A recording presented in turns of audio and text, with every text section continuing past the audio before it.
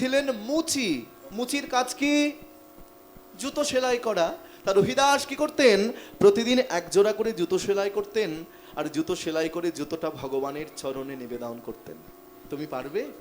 কেমন ভক্তি ছিল তার, যে জুতো সেলাই করে সেই জুতো ভগবানের চরণে দান করতেন, নিবেদন করতেন। স্বর্গে যখন বৈষ্ণব সেবা হয়েছিল, সবাইকে নিমন্ত্রণ জানানো হলো। রহিদাস জাতিতে মুচি ছিলেন বলে তাকে নিমন্ত্রণ জানানো হয়নি। স্বর্গের ঘন্টা কিন্তু সেদিন বাজেনি, স্বর্গের ঘন্টা বাজেনি। যখন রহিদাসকে নিমন্ত্রণ করে নিয়ে যাওয়া হলো, তারপর সেই ঘন্টা পাগলের মতো বাজতে শুরু করলো। তা প্রভুজি, তোমার সঙ্গে আমার সম্পর্ক কেমন গো? তুমি হচ্ছ প্রভু, আর আমি হলাম তোমার দাস। তুমি প্রভু, আমি দাস, জীব কৃষ্ণ নিত্য দাস। এই ভাবনা যতদিন না আসবে, ততদিন ভগবানের চরণে পৌঁছানো যাবে না। প্রভুজি, ও প্রভুজি, तुम स्वामी हम दासा, तुम स्वामी स्वामी हम दासा दासा दासा रे, तुम स्वामी हम दासा। ऐसे भक्ति, ऐसे भक्ति करे रोई दासा, ऐसे भक्ति करे रोई दासा। प्रभु जी, तुम चंदन भव पानी गवा पानी, तुम चंदन भव पानी, तुम चंदन भव पानी। ভগবান কৃষ্ণ সুদামাকে সোনার থালায় খেতে দিয়েছে। বাবা, যার স্টিলের থালায় খাও বাস, তার সোনার থালায় খেতে ভালো লাগে? সুদামা সেবা করলো, সুদামাকে সোনার পালঙ্কে থাকতে দিল। যার মাটির মেঝেই থাকা অভ্যাস, তার কি সোনার খাটি ঘুম আসে? কি গো মায়েরা, সারা রাত্রি সুদামার ঘুম এলো না। সকাল হয়েছে আর কৃষ্ণ সুদামার কাছে এসে বলে, সুদামা তুই ভালো আছিস তো? বলে, হ্যাঁ রে কানাই, আমি খুব ভালো আছি। আচ্ছা সুদামা, শোন শোন, বলি রাত্রে ভালো ঘুম হয়েছে তো? হ্যাঁ রে, খুব ভালো ঘুমিয়েছি। আচ্ছা সুদামা, তুই বিবাহ করেছিস? বলে, হ্যাঁ রে কানাই, আমি বিবাহ করেছি। আচ্ছা সুদামা, তোর স্ত্রী তোর মনের মতো হয়েছে তো? বলিস কি রে, মনের মতো কি? সেই তো তোর কাছে পাঠিয়েছে, নইলে আমি আসতামই না। তাই? হ্যাঁ রে। আচ্ছা সুদামা, তো সেই গুরুদেবের কথা মনে আছে? আমরা গুরুদেবের আশ্রমে গিয়ে কত আনন্দ করেছিলাম, আমরা কত পড়াশোনা করেছিলাম। হ্যাঁ রে কানাই, ভুলবো কেন? সবাইকে ভুলে যেতে পারবো, কিন্তু গুরুদেবকে কখনো ভুলে যেতে পারবো না। বলে, এই জগতে 3 প্রকার গুরু আছে। প্রথম গুরুকে মায়েরা শুনে নাও। প্রথম গুরু হচ্ছেন পিতা মাতা, মানে বাবা মা।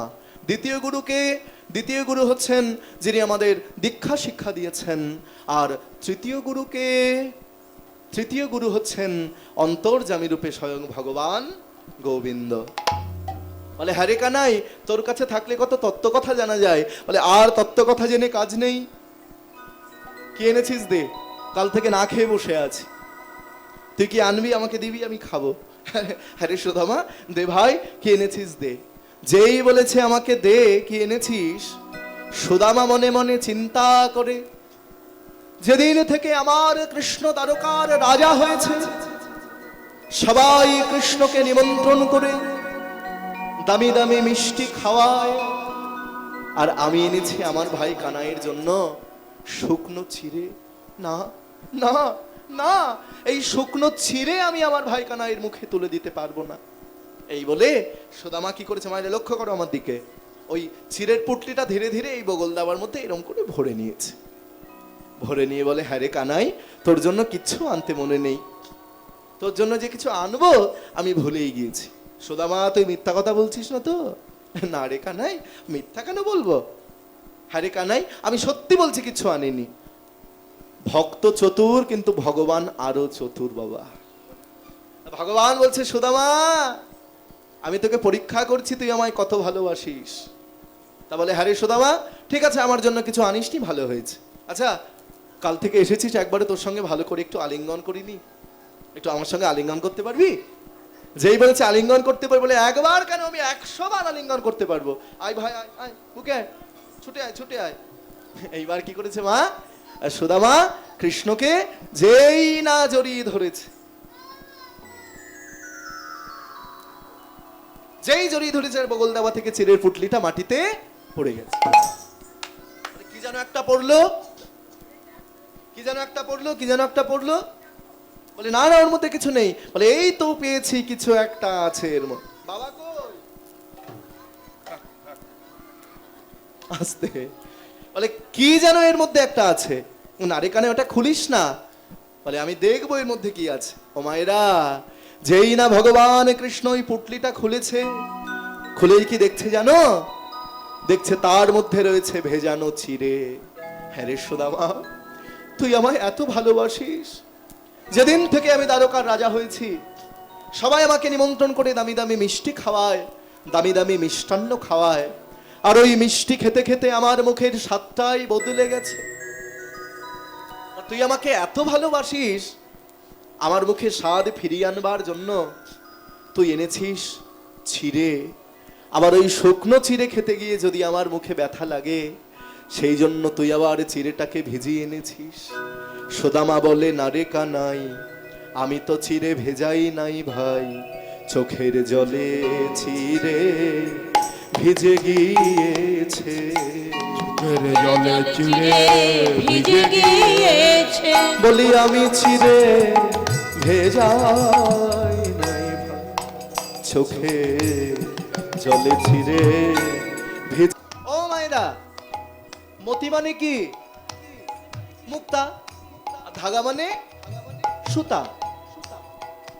মুক্তার অনেক দাম, সুতোর দাম আছে কম দাম। 10 টাকা দিলে একটা সুতো পেয়ে যাবে। তা প্রভুজি, তোমার সঙ্গে আমার সম্পর্ক কেমন জানো? বলে মুক্তা দেখতে তখনই ভালো লাগে। এই যে আমাকে মালা পরানো হয়েছে, এই মালাটা দেখতে কি সুন্দর লাগছে। বলে কেন লাগছে সুন্দর? এই মালার মধ্যে সুতা আছে বলে। মুক্তাটা তখনই দেখতে সুন্দর লাগে যখন মুক্তার মধ্যে দিয়ে সুতা প্রবেশ করানো হয়। তা প্রভুজি, তোমার সঙ্গে আমার সম্পর্ক হচ্ছে তুমি মুক্তা আর আমি হলাম সুতা। প্রভুজি ও প্রভুজি, तुम स्वामी हम दास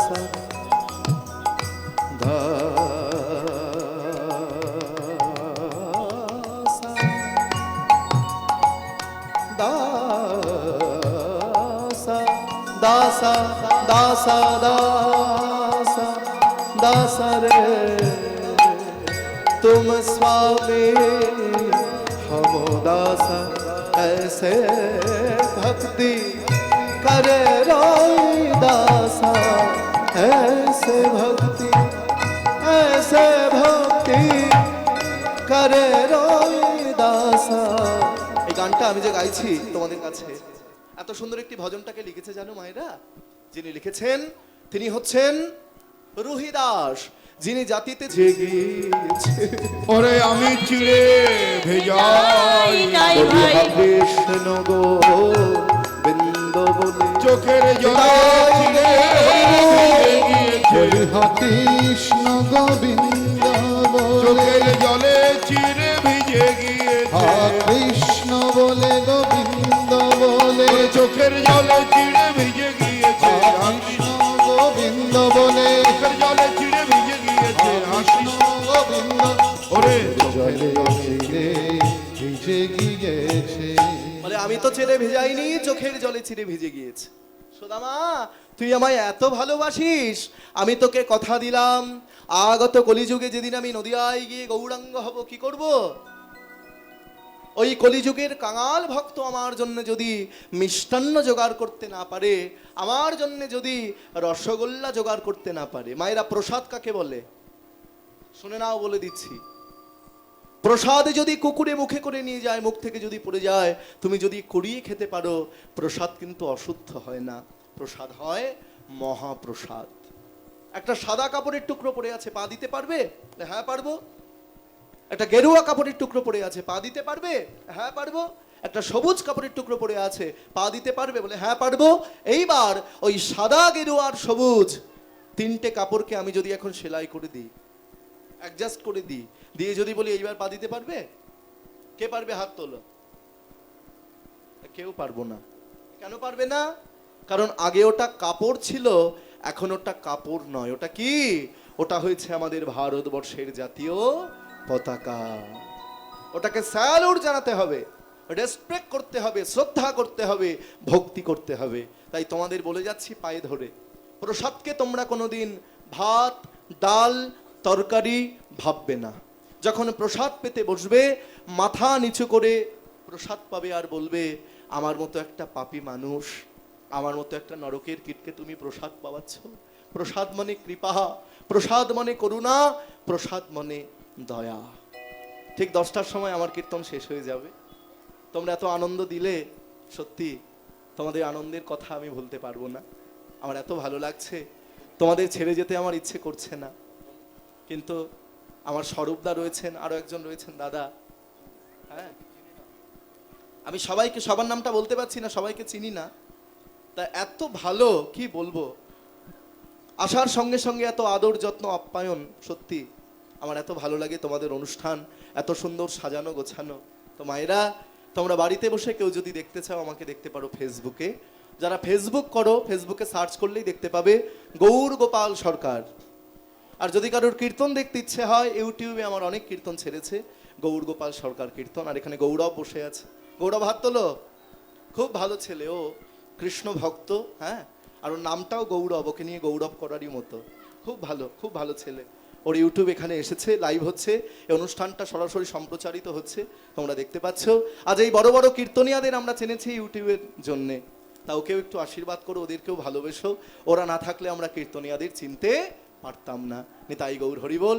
তা যখন আমাকে দেখতে ইচ্ছে হবে, ইউটিউবে সার্চ করবে গৌর গোপাল সরকার কীর্তন, তাহলে আমায় দেখতে পাবে। আর প্রাণ ভরে আশীর্বাদ করবে, যতদিন আমি বেঁচে থাকবো ততদিন যেন এভাবেই কৃষ্ণ নাম গিয়ে যেতে পারি। নিতাই গৌর হরি বল। তাই এবার কি হলো মায়েরা, শুনে নাও।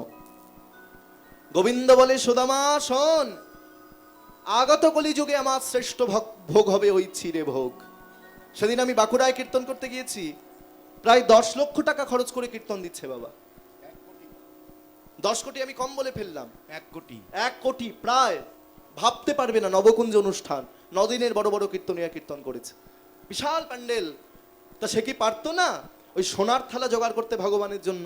যে 1 কোটি টাকা খরচ করে কীর্তন দিতে পারে, সে তো ভগবানকে সোনার থালায় ভোগ দিতেই পারতো। তা সেখানেও গিয়ে দেখলাম ওই 20 টাকার মালসায় করে ভগবানের ভোগ হচ্ছে। কেন? সুদামাকে কথা দিল, সুদামা আগত কলিযুগে যদি কোনো কাঙাল ভক্ত ওই মাটির মালসায় করে আমাকে চিরে ভোগ দেয়, আমি কি করব জানিস? তার দ্বারে গিয়ে প্রসাদ গ্রহণ করিব, দ্বারে দ্বারে গিয়ে প্রসাদ গ্রহণ করিব। বলি আগত কলিযুগে তার দ্বারে গিয়ে প্রসাদ গ্রহণ করিব।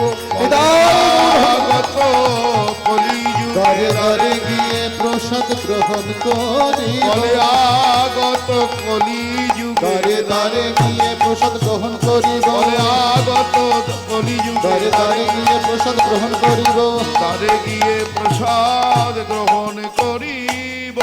আরে কানাই, এইবার আমাকে বিদায় দে, আমি এবার চলে যাই। বলে তুই চলে যাবি? বলে হ্যাঁ, এবার আমি চলে যাব। কৃষ্ণের কাছ থেকে বিদায় নিয়ে সুদামা বাড়ি চলে যাচ্ছে। ভক্তমণ্ডলী, ভক্তিমতী মায়েরা, যারা যারা কীর্তন শুনতে বসেছো, তোমাদের মনে একটা প্রশ্ন আসতে পারে, সুদামা না হয় কৃষ্ণের কাছে কিছু চাইলো না, তা কৃষ্ণের কি উচিত ছিল না সুদামাকে কিছু দেওয়ার? ছিল কি না বলো? ছিল তো। কৃষ্ণ দিল না কেন? বলে কৃষ্ণ যেটা করেছে ঠিক করেছে। বন্ধু তোমার বাড়িতে এসেছে, বন্ধু দরিদ্র বলে, বন্ধু গরিব বলে বাড়ি যাওয়ার সময় তুমি বন্ধুরাতে 500 টাকার একটা নোট গুঁজে দিলে, তাতে বন্ধুকে অপমান করা হয়, সম্মান করা কিন্তু হয় না। বন্ধুকে অপমান করা হয়। বন্ধুকে সাহায্য যদি করতে হয়, দেখো বন্ধুর ছেলেটা ঠিকমতো পড়াশোনা করছে কিনা, বন্ধুর মেয়েটার ভালো জায়গায় বিয়ে হচ্ছে কিনা, তবেই তুমি হবে প্রকৃত বন্ধু। কৃষ্ণ কি করলো এইবার দেখে নাও। সুদামা যখন চলে এসেছে কৃষ্ণের কাছে, ভগবান কৃষ্ণ বিশ্বকর্মাকে সঙ্গে করে নিয়ে আগে থেকেই সুদামার রূপ ধরে সুদামার তালপাতার পর্ণকুটির সরিয়ে দিয়ে সেখানে বিশাল বড় রাজপ্রাসাদ তৈরি করে দিয়েছে। লক্ষ্মী দেবীকে বলে, লক্ষ্মী দেবী যাও, সুশীলাকে সোনা দানা মণিমুক্তা হীরা রজত কাঞ্চনে সাজিয়ে দাও। সুশীলাকে সাজিয়ে দেওয়া হলো। এইবার সুদামা ঠাকুর হাঁটতে হাঁটতে হাঁটতে হাঁটতে যেই না বাবা নিজের বাড়ির সামনে এসে দাঁড়িয়েছে। লক্ষ্য করো, নিজের বাড়ির সামনে এসে দেখছেন যে সেইখানে যেখানে তালপাতার পর্ণকুটির ছিল সেখানে একটা বিশাল বড় রাজপ্রাসাদ তৈরি হয়েছে। কি ব্যাপার? হ্যাঁ, আমার বাড়িটা কোথায় গেল? মনে হয় কোনো রাজা তার রাজ্যের রাজধানী তৈরি করেছে। হাজার হাজার দাস দাসী সুদামাকে প্রণাম করছেন, আহ্বান করছেন, আর ওই রাজবাড়ির মধ্যে থেকে বেরিয়ে আসছেন সেই রাজ্যের রানী। সেই রানীমা এসে সুদামার চরণে যেই প্রণাম জানিয়েছে। কে তুমি? স্বামী, তুমি আমায় চিনতে পারছো না? আমি তোমার সেই সুশীলা। সুশীলা? সুশীলা, তোমার এইরকম অবস্থা কি করে হলো? বলে, স্বামী তুমি আমায় এই কথা জিজ্ঞাসা করছো? তুমি তো এই সব কিছু করেছো, এই রাজপ্রাসাদ সবই তো তোমার। আমি করেছি? হ্যাঁ, তুমি নিজে দাঁড়িয়ে থেকে এই সব কিছু তৈরি করেছো। সুদামা বলছে, আমার আর বুঝতে বাকি নেই, যেদিন আমি কৃষ্ণের কাছে চলে গিয়েছি সেদিন ভগবান আমার রূপ ধরে এই রাজপ্রাসাদ তৈরি করে দিয়েছে। আগো সুশীলা, কৃষ্ণ শুধু বন্ধু নয়, কৃষ্ণ আমার প্রাণের প্রাণ। আজ থেকে আমরা কেউ কৃষ্ণকে আর কোনোদিন ভুলবো না। বলো ভগবান কৃষ্ণচন্দ্র কি জয়। ভগবান কৃষ্ণচন্দ্র কি জয়। ভগবান কৃষ্ণচন্দ্র কি জয়। কৃষ্ণ জিনকা নাম হ্যায়। একটা ভজন গেয়ে দিই, মায়ের একটু হাত তোলো দেখি, সবাই সবাই জোর করে পুরো পুরা তুলে দাও। জয় রাধা রাধা, জয় রাধা রমণ হরি বল, রাধা রমণ হরি বল। সবাই মিলে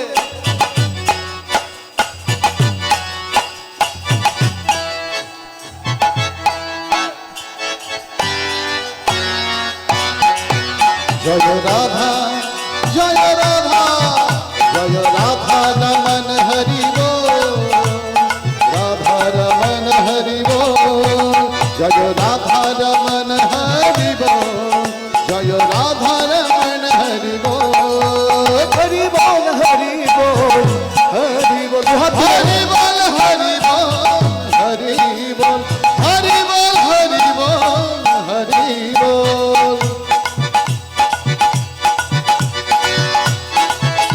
উলুধ্বনি উলুধ্বনি হরি বল।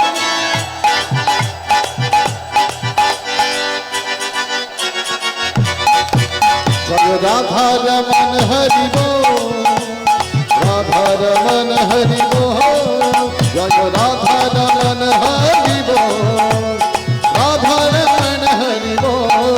किसी ने पूछा तेरा बच्चा बड़ा कितना है, किसी ने पूछा तेरा बेप्यार कितना है, किसी ने पूछा तेरा बच्चा बड़ा कितना है, किसी ने पूछा तेरा व्यापार कितना है, किसी ने पूछा तेरा बच्चा बड़ा कितना है। আস্তে উলুধ্বনিটা কম হয়ে যাচ্ছে, শোনো। বাহ বাহ, আস্তে মাইরা আস্তে। যাদের ঠোঁটে লিপস্টিক আছে তাদের দিতে হবে না। किसी ने पूछा तेरा बच्चा, किसी ने पूछा तेरा व्यापार कितना है। রাস্তা দিয়ে হাঁটতে হাঁটতে যাচ্ছ, কি জিজ্ঞাসা করে? किसी ने पूछा तेरा बच्चा बड़ा कितना है, किसी ने पूछा तेरा बेप्यार कितना है। तो ছেলে মেয়ে কত বড় হয়েছে, পয়সা কেমন হয়েছে, लेकिन किसी ने कभी भी नहीं पूछा क्या तेरा ईश्वर की प्रेम कितना है।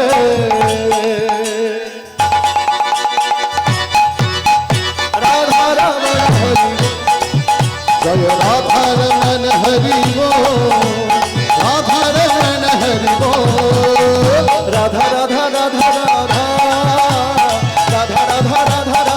दो हाथ तुले हरि बोल। जय राधा राधा राधा राधा, राधा राधा राधा राधा, राधा श्री राधा श्री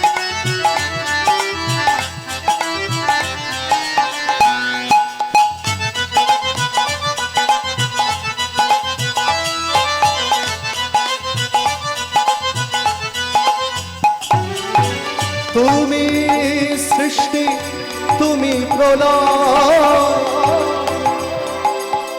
তুমি পালন কর্তা, তুমি দয়াময়।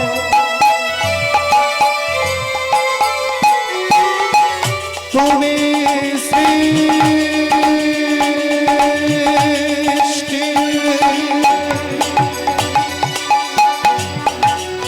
তুমি প্রলয়,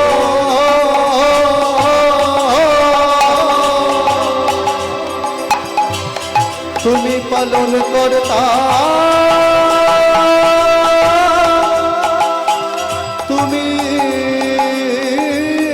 দয়াময়।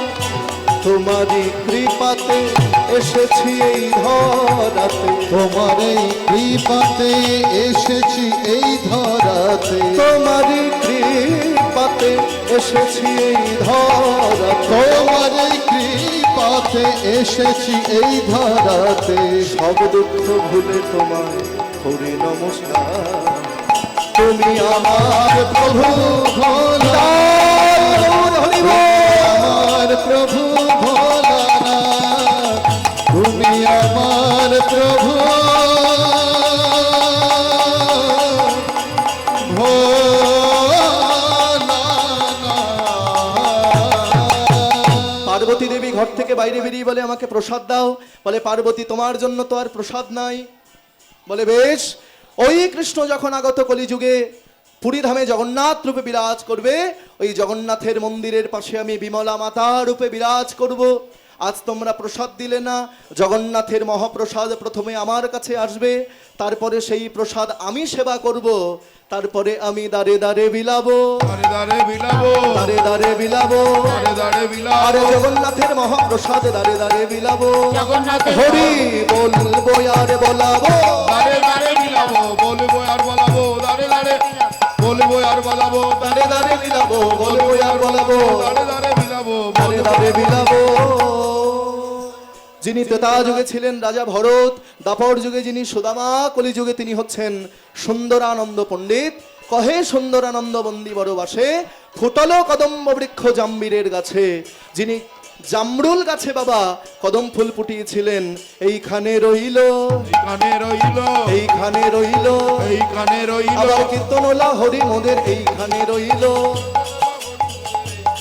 হরি বল, হরি বল, হরি বল, হরি বল, হরি বল, হরি বল, হরি বল, হরি বল।